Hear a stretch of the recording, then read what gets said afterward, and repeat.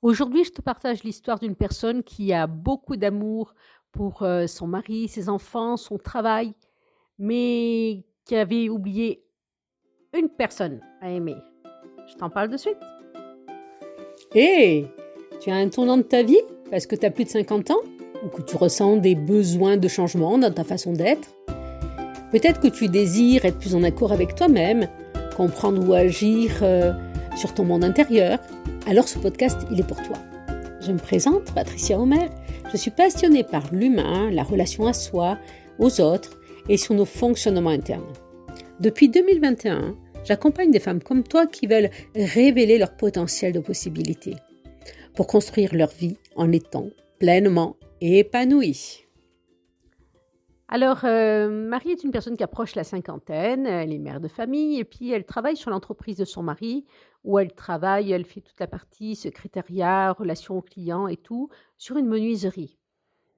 Et depuis des années, elle s'investit, que ce soit pour son travail, pour ses 3 enfants, pour ses clients et cetera.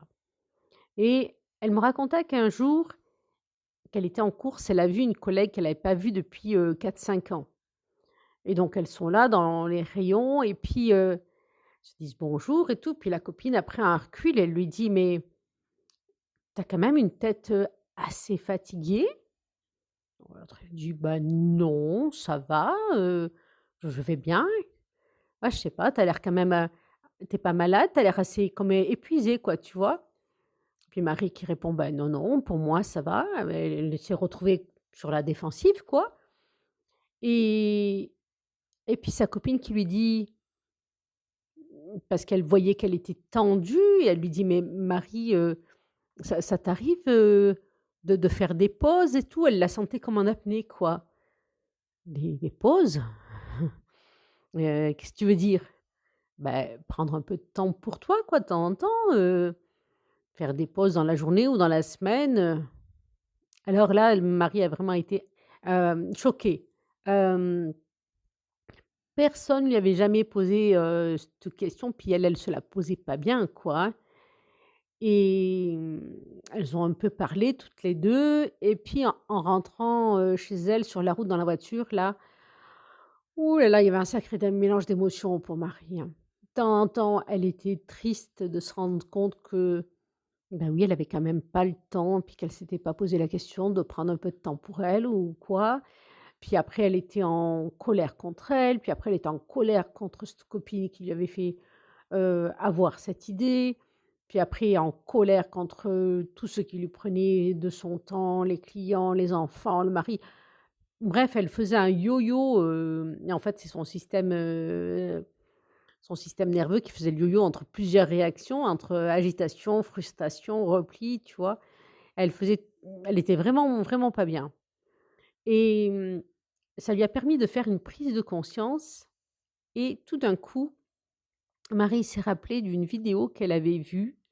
Moi, j'en ai déjà fait là-dessus, mais celle-là qu'elle avait vue, c'était pas de moi, sur, se choisir. D'un coup, elle s'est rappelée que on pouvait juste nous choisir. Personne va nous dire: «Oh bah tiens, aujourd'hui, tu voudrais pas prendre ta journée de repos?» Ou alors, «Bah tiens, si tu allais un coup, au terme là-bas, il y a longtemps que ça tu pas allé, que ça te ferait plaisir.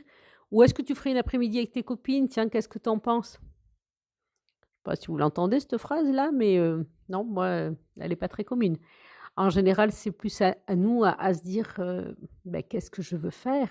Parce que oui, quand on est en apnée, on est en mode survie et on est toujours à répondre à toutes les sollicitations de tout le monde et on s'oublie soi complètement et se choisir, c'est que nous qui avons le pouvoir de nous choisir et Marie s'était rappelée de ça, de cette vidéo qu'elle avait vue là-dessus et ça lui a fait un déclic.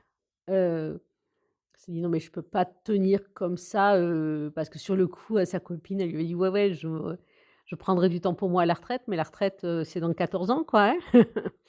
Il y a encore de la marge et elle s'est dit: «Non mais je peux pas tenir comme ça, c'est pas possible du tout».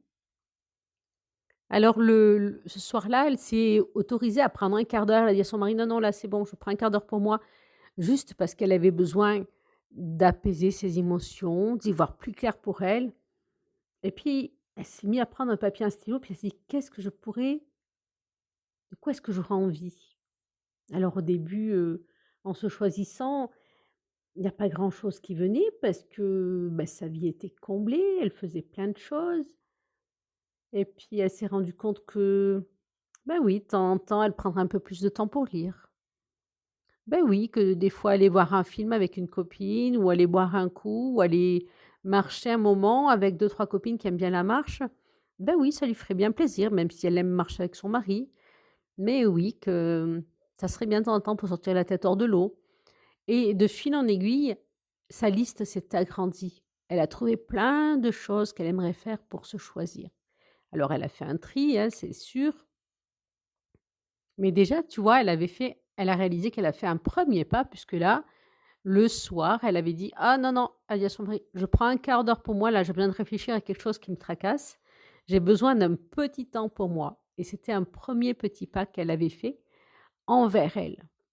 Et l'autre pas qu'elle avait fait et comment on s'est rencontrés, c'est que je proposais, une conférence, à la petite ville voisine de chez nous, et elle était venue, et c'est comme ça qu'on a fait connaissance. On avait parlé après à la fin de la conférence, et après du coup, elle avait pris, un accompagnement avec moi sur, la théorie polyvagale qui permet, surtout de se libérer du stress constant qu'on peut avoir, d'une dose d'anxiété qu'on ressent sur nos épaules parfois, et on apprend en jouant de façon ludique avec notre système nerveux, on apprend à mieux s'autoriser des pauses, on apprend à travailler en étant plus détendu. L'idée, c'est pas de se retrouver sur une plage déserte, et elle a appris tout ça au fil des mois, et vraiment ça a été une révélation pour elle. Mais au début, elle avait fait son premier petit pas, et je te partage ça parce que, là, la Saint-Valentin, donc on parle de l'amour. La Saint-Valentin est plus axée sur le couple, certes, mais on peut aussi choisir de s'aimer soi et voir qu'est-ce qu'on fait pour s'aimer soi, et quel cadeau on s'offre. Cela dit en passant, si tu veux t'offrir un cadeau, je te mets en lien 2 possibilités. Un lien où tu vas voir, il y a des ateliers découvertes, sur nos valeurs ou sur le système nerveux que je propose en présentiel, là, les 22 et 23 mars, dans les Hautes-Alpes, et un autre lien où c'est des choses qui peuvent se faire, plus en visio, que ce soit des ateliers découvertes ou que ce soit un accompagnement complet. Donc tu peux aller regarder ça si ça te tente. Là-dessus, je te souhaite une belle journée, une belle semaine de la Saint-Valentin et beaucoup d'amour pour toi-même. Alors, vois-tu de nouvelles possibilités ? Et merci d'avoir écouté cet épisode. Si ça t'a plu, une belle chose que tu peux faire, c'est de t'abonner sur ta plateforme favorite. Alors, à bientôt pour un nouvel épisode de Révèle tes possibilités.